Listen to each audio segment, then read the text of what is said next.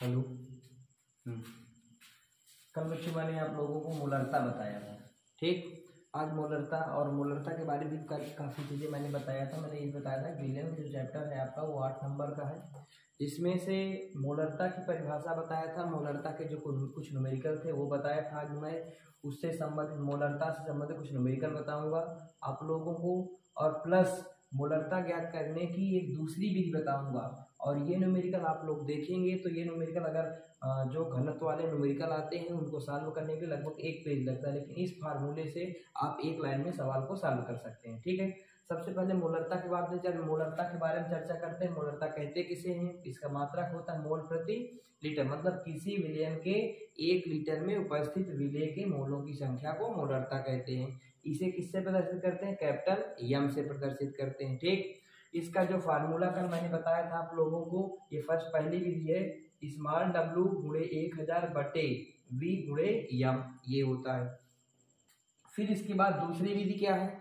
अगर कोई न्यूमेरिकल ऐसा दिया गया है जिसमें से आयतन नहीं दिया गया है, उस सवाल का घनत्व दिया गया, परसेंटेज दिया गया, मतलब जो भी परसेंटेज दिया गया है वो परसेंटेज में दिया गया प्लस घनत्व दिया गया, उस कंडीशन पे कैसे उस विलयन का आयतन ज्ञात करेंगे, कैसे उसका W ज्ञात करेंगे, इसके बारे में एक अगर प्रोसेस इसको इस प्रोसेस से सॉल्व करेंगे तो एक लॉन्ग प्रोसेस होती है, लेकिन अगर इस विधि से हम सॉल्व कर लेंगे सवाल तुरंत सॉल्व हो जाएगा। सिंपल बात समझ लो, विलयन का घनत्व यदि ग्राम प्रति लीटर में दिया हो और साथ घनत्व दिया हो, ठीक है, और इसमें ये जो उसका विलेय का है ना वो मात्रा ना देकर उसको परसेंटेज में दिया हो, परसेंटेज मतलब प्लस जैसे लिखा है इसमें x% द्रव्यमान विलेय उपस्थित है, ठीक है। उस कंडीशन पे 1 लीटर विलयन का जो द्रव्यमान होता है वो कितना होता है? 1000 गुणे जो भी हमारा x होगा कितना परसेंट वो कर लेंगे, ठीक है, ग्राम में। 1 लीटर विलेय का अगर द्रव्यमान ज्ञात करेंगे तो क्या हो जाएगा? x बटे 100 और गुणे 1000 गुणे d,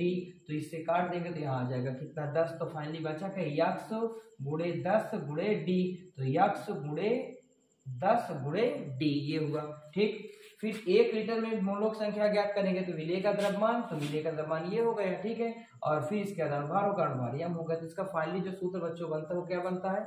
x गुणे 10 गुणे d बटे यम, मतलब फाइनली क्या बना? इसको लिख सकते हैं मोलरता बराबर 10 गुणे d गुणे x बटे यम।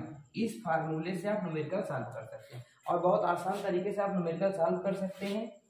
कोई भी लॉन्ग प्रोसेस का न्यूमेरिकल आसानी से। इससे संबंधित क्वेश्चन देख लेते हैं, पहले कल इसके कुछ क्वेश्चन देखते हैं, फिर इसके क्वेश्चन देखने के बाद इससे संबंधित क्वेश्चन देखे जाएंगे, ठीक। अब सबसे पहले इसको बैठता हूँ बच्चों, देखो सबसे पहले करना क्या है हम लोगों को, जैसे कोई क्वेश्चन दिया गया है इस फार्मूले को नोट कर लेंगे पहले हम, फिर इससे संबंधित जो भी न्यूमेरिकल उनको सॉल्व करेंगे, ठीक।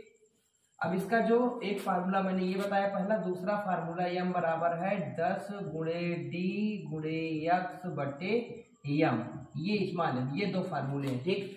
अगर क्वेश्चन में सवाल देखो जैसे कैसे कहे, जैसे मैंने कह दिया नंबर 1 क्वेश्चन 20.6 ग्राम यानी बीआर को 500 ml जल में घोला गया, 500 ml विलयन में क्या किया गया? घोला गया। उस कंडीशन पे इसकी क्या ज्ञात करिए? मोलरता ज्ञात करिए, ठीक है।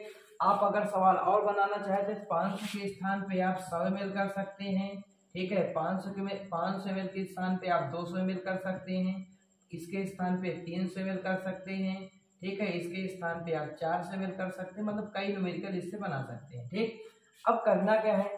कई न्यूमेरिकल इससे बन सकते हैं। दूसरा यहाँ पे क्वेश्चन और ले सकते हैं, एक क्वेश्चन ये हो गया, दूसरा, तीसरा, चौथा, 5 क्वेश्चन इससे आप लोग सॉल्व कर सकते हैं। दूसरा क्वेश्चन मैं लिखता हूँ, जैसे 5.85 ग्राम यानी सीएल को 500 ml विलयन में घोला गया, ठीक है।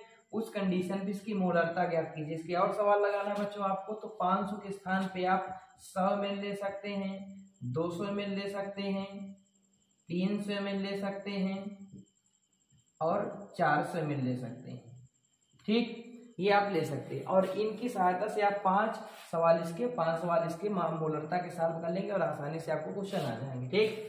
अब यहाँ पे पहले वाले नियम से लगाते हैं पहले बच्चों। तो पहला वाला फार्मूला था यम बराबर W गुणे 1000 बटे V गुणे कितना? यम, ठीक। अब यहाँ पे W कितना दिया गया है इस न्यूमेरिकल में, दिया गया है 20.6, ठीक है, गुणे कितना हो गया 1000 हो गया, बटे अब क्या करेंगे V हमारा कितना दिया गया है 500 ml दिया गया। अब यम ज्ञात करें तो यानी VR की बात करेंगे तो यानी का इसका होता है बच्चों 23 और इसका होता है 80, ठीक है, दोनों को ऐड करेंगे तो हमारा हो जाएगा कितना, दोनों को ऐड करेंगे यानी VR को, तो ये हमारा हो जाएगा 103 हमारा ये हो जाएगा, ठीक है। अब इसके बाद क्या करेंगे, यहाँ लिख लेंगे 103, ये फाइनली हो गया। अब इसको काट देंगे, आसानी से कट जाएगा, ठीक है। 0 से 0 काटेंगे, 0 से 0 काटेंगे, ठीक है, ये कर लेंगे। ये करने के बाद यहाँ बचा 10, इसका इसमें गुणा कर लेंगे, इसका इसमें गुणा करेंगे तो हो जाएगा 206.0, ये हो गया। अब बटे यहाँ पे गुणा कर लिया, यहाँ पे कितना बचा 5, गुणे हमारा कितना हो गया 103 हो गया, कितना 103, इससे इसको काट देंगे, यहाँ कितना आ जाएगा 2 आ जाएगा, कितना आ जाएगा 2। अब इसको भाग दे देंगे तो आ जाएगा 2/5, यहाँ दशमलव बढ़ाएंगे, यहाँ क्या करेंगे 0 कर देंगे, ठीक है।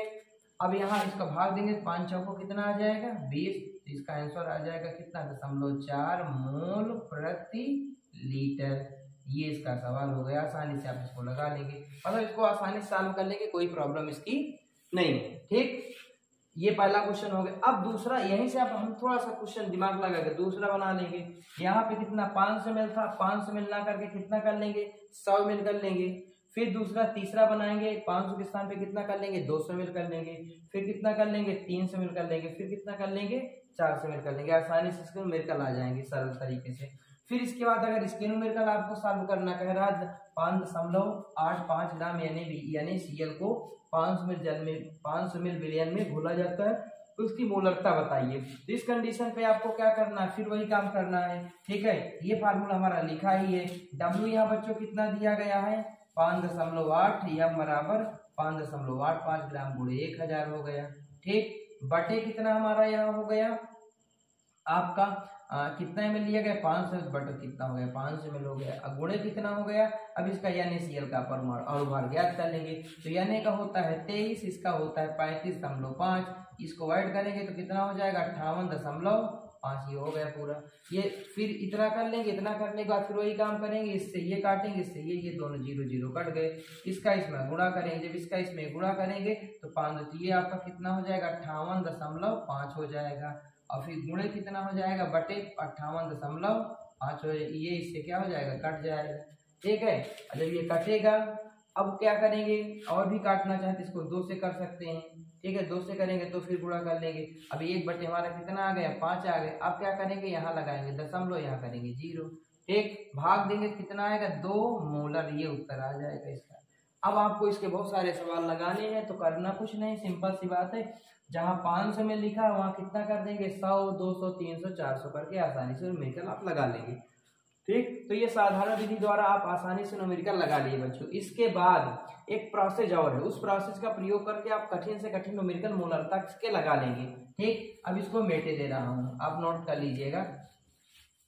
फिर इसके बाद अगला क्वेश्चन है आपका। अब देखिए बहुत सारे क्वेश्चन आपके बने, एनसीईआरटी के भी न्यूमेरिकल आते हैं, एनसीईआरटी वाले भी न्यूमेरिकल में बहुत सारे क्वेश्चन थे। जैसे आपसे कह दे कि एक मैंने H2SO4 का नमूना लिया, H2SO4 का मैंने एक नमूना लिया और उसमें उसकी जो सांद्रता थी वो 15% थी। कितने थी 15% थी, ठीक है। और उसका जो घनत्व बच्चों दिया गया था, जो D दिया गया था वो दिया गया था 1.02, ठीक है, ग्राम प्रति सीसी, ये दिया गया था। एक न्यूमेरिकल ये हो गया, एक पहला न्यूमेरिकल। दूसरा न्यूमेरिकल इसका आप कर सकते हैं, H2SO4 का एक नमूना लिया गया और नमूना लेने के बाद उसका जो परसेंटेज कितने प्रतिशत का नमूना लिया गया 68% का नमूना लिया गया, ठीक है। उसका आप D ज्ञात करना है। तो उस कंडीशन पे आप D ज्ञात करने के लिए क्या करेंगे, इसका जो D होता है वो 1.504 होता है, ये कर लेंगे, ठीक। एक ये दूसरा सवाल हो गया। तीसरा सवाल आपको करना है तो H2SO4 का एक नमूना लिया गया, उसका जो परसेंटेज था कितना था 94% था। एक ये क्वेश्चन, इसका D जो दिया गया था वो 1.84 दिया गया था, मात्रा वही हो जाएगा, ठीक है। ये क्वेश्चन हो गया। ये क्वेश्चन करने के बाद फिर इसके बाद और भी क्वेश्चन कर सकते हैं। चौथा क्वेश्चन आप करेंगे H2SO4 का एक नमूना लिया गया, कितने परसेंट का नमूना लिया गया, 93% का लिया गया। उसका डी जो था, घनत्व जो था वो 1.84 था। इस कंडीशन पे इनकी सबकी क्या बताना है, हमको मोलरता बताना है। ठीक, ये हो गया। अब इसके बाद और भी क्वेश्चन इसका कर सकते हैं।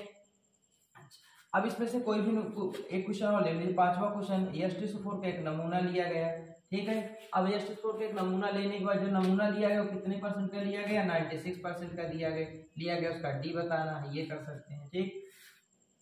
फिर इसके बाद और भी इसमें क्वेश्चन एक एनसीईआरटी के एक न्यूमेरिकल कभी देखिएगा आप लोग, उसमें लिखा गया है प्रयोगशाला में H2SO4 लिया गया, उसकी सांद्रता HNO3 लिया गया, उसकी सांद्रता 68% है। कितनी प्रतिशत है, 68% है। और उसका जो घनत्व दिया गया था, उसको 68% उसका जो घनत्व दिया गया था वो 1.504 दिया गया था। ये ठीक है। इस कंडीशन पे इसकी क्या हमको ज्ञात करना है, मोलरता ज्ञात करना है। ये सवाल अगर सॉल्व करने के लिए एक सिंपल सी बात हमें समझ लो, ठीक है। इस सवाल में W चलो मान लो मिल जाएगा, लेकिन V नहीं मिलेगा। V ज्ञात करने के लिए हमको घनत्व और इसके बाद परसेंटेज का सहारा लेकर के हम V ज्ञात करेंगे, लेकिन वो प्रोसेस ना करके हम इस फार्मूले से सीधे न्यूमेरिकल लगाएंगे।